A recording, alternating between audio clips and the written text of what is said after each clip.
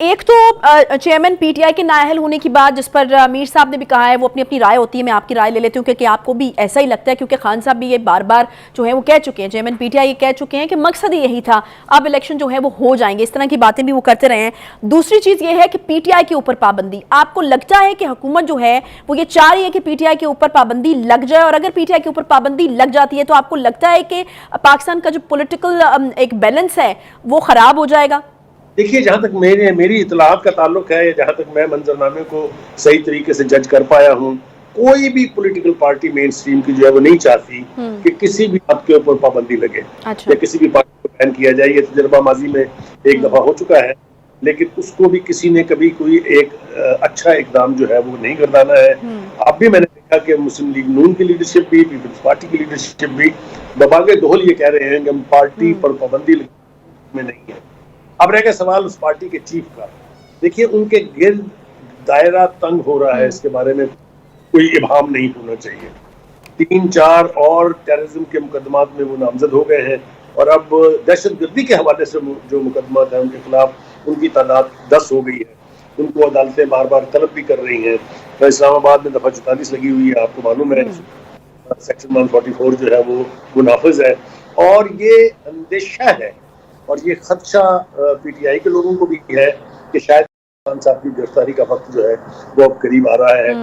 اصل میں یہ گیج کیا جا رہا ہے کہ اگر وہ گرفتار ہوتے ہیں تو ان کی پارٹی کی طرف سے کس قسم کا رد عمل سامنے آ سکتا ہے۔ اچھا، یہ وہ اہم نقطہ ہے جس کے اوپر ابھی تک کوئی نتیجہ اخذ کرنے میں کامیاب نہیں ہو سکے، لیکن جو 3 مین کیسز تھے ان کے اوپر، جن کے اندر آج تک عدالتوں میں پیش نہیں ہوئے ہیں، چاہے وہ توشہ خانہ ہے، چاہے وہ فارم فنڈنگ ہے، چاہے وہ ٹیرن خان کی ولدیت کا معاملہ ہے، یہ ان ایشوز کے اوپر انہوں نے ایک بار نہیں بلکہ درجنوں بار عدالت کو ہوڈونگ کیا ہے۔ ابھی حال ہی میں آپ کو معلوم ہے کہ ایک فیصلہ ہوا تھا کہ یہ توشہ خانہ کیس جو ہے قابل سماعت ہے، اس کے اوپر 2 دفعہ وہ اپیل میں جا چکے ہیں۔ ایک دفعہ یہ کیس ریمانڈ ہوا تھا، اس کے بعد دوبارہ عدالت میں لگا ہے، لیکن آپ نے دیکھا کہ وہ پھر اس کے باوجود کہ وارنٹ گرفتاری کی بات پہنچ گئی تھی، وہ اس کے باوجود عدالت میں نہیں گئے ہیں، اور انہوں نے فیصلے کو بھی ہائی کورٹ میں جو ہے وہ چیلنج کر دیا ہے۔ تو اگر یہی رویہ رہتا ہے تو الٹیمیٹلی اگر ان کی گرفتاری نیشنل کے مقدمات میں ہوگی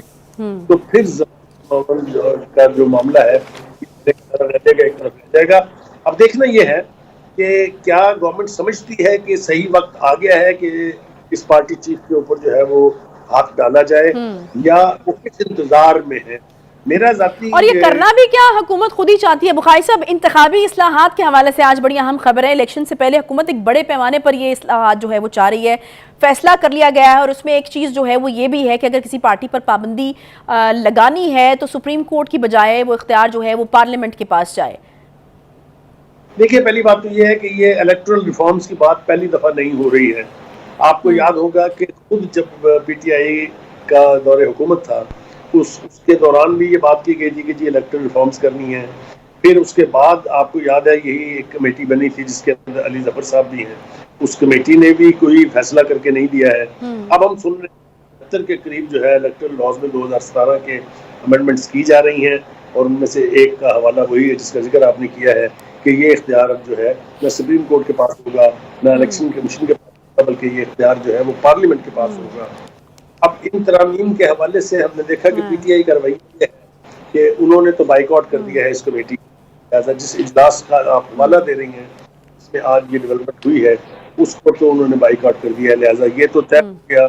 پی ٹی آئی ان اصلاحات کو تسلیم نہیں کرے۔ ویسے اس کی وجہ کیا ہے بخاری صاحب؟ یہ تو میرے خیال میں اس کو مزید صاف اور شفاف بنانے کے لیے کی گئی اصلاحات، اور یہ سوٹ کرتا ہے پی ٹی آئی کو۔ اگر وہ یہ دعویٰ کرتے ہیں کہ ہم لوگ تو اس وقت چھائے پڑے ہیں، عوام نے ہمیں ووٹ دینے ہیں، تو اصلاحات ہوں گی، صاف اور شفاف الیکشن ہوگا، ان کو سوٹ کرنا چاہیے۔ دیکھیے، میرے خیال سے پی ٹی آئی کی لیڈرشپ یہ سمجھتی ہے کہ پیپلز پارٹی اور نون لیگ مل کے، اور یقینی طور پہ مولانا فضل الرحمان کی جماعت جے یو آئی بھی مل کے کچھ ایسا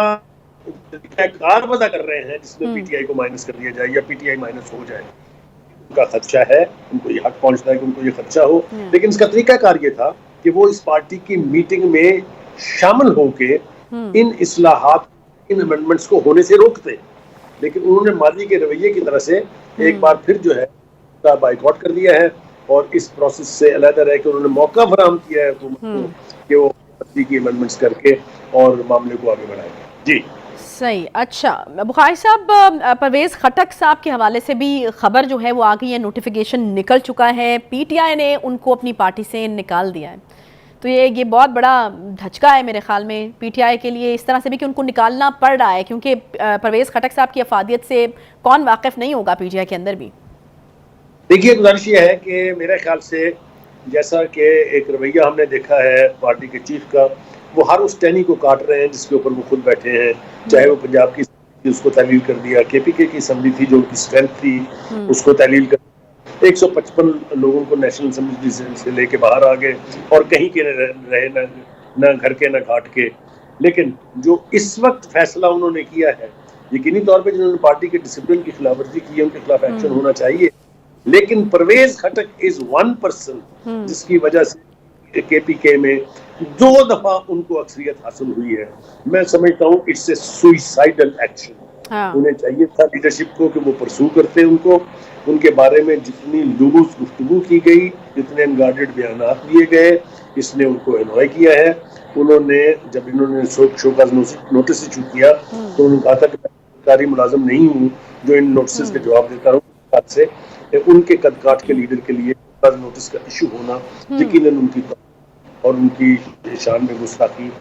تصور کیا گیا ہوگا. صحیح، ایک بڑا نقصان ہے پی ٹی آئی کے لیے. اور خیبر پختونخوا میں اب پی ٹی آئی کے لیے دوبارہ حکومت بنانا دیوانے کے خواب جیسا ہو سکتا ہے. جو آئی ایم ایف کے بورڈ کی میٹنگ ہے اور وزیر اعظم شہباز شریف صاحب نے قوم سے اپیل کی ہے کہ دعا کیجئے کہ آج جو یہ مسئلہ ہمارا حل ہو جائے، پروگرام منظور ہو جائے. بخاری صاحب، یہ اپیل کی گئی ہے وزیر اعظم صاحب کی طرف سے. قوم تو دعائیں کافی عرصے سے کر رہی ہے کہ مسئلے جو ہیں وہ حل ہو جائیں،